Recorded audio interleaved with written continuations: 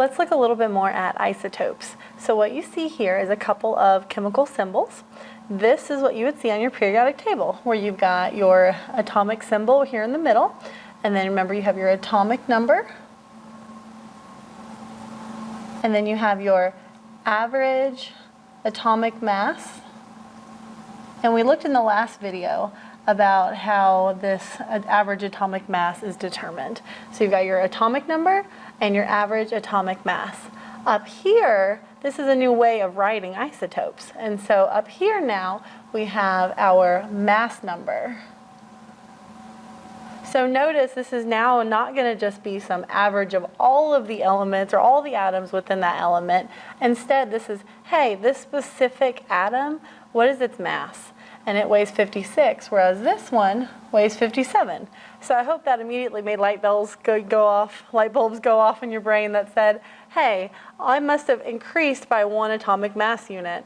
Therefore, I increased by a neutron. All right, because remember, if you change the number of protons, you change the element. We're not talking about electrons here, we're talking about neutral isotopes. So then, what do you think this 26 number is? And once again, that is your atomic number. So if that is our atomic number, let's figure out how many of each subatomic particle this element or these two specific isotopes have.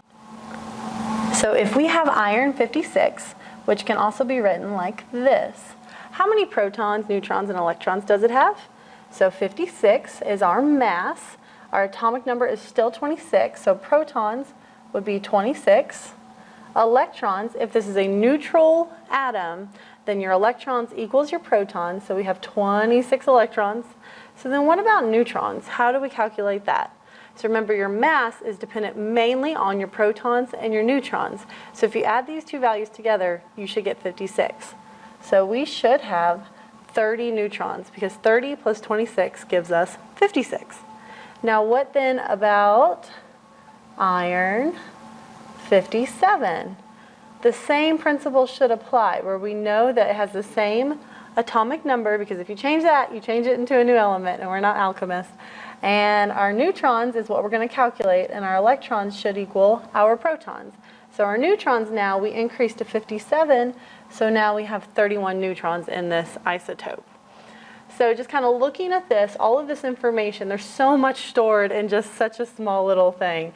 So we've got iron 56 versus iron 57. Those are isotopes. This is just ways of explaining that these are isotopes. And then we can figure out the subatomic particles accordingly. Let's do another example. Now to complete these examples, you're going to need your handy dandy pretty periodic table. So remember, this is one of the best tools that you have in your toolkit. So pull it out, make sure that you follow along, pause the video when you need to.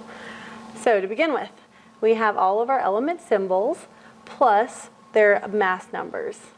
All right, so remember, these are the mass numbers, not the atomic number. It tells you how much it weighs, not how many protons you have.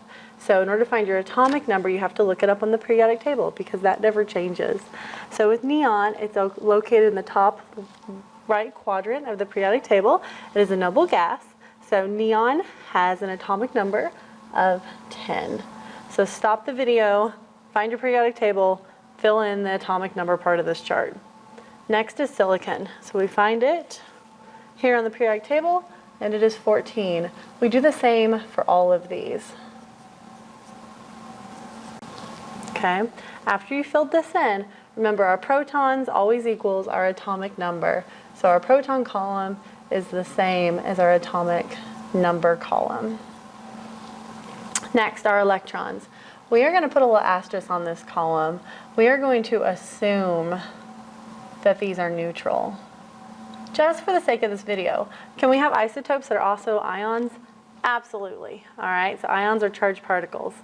Can we assume for this chart that they're all neutral? That'll just make our lives easier and let us focus on this idea of this being our mass number.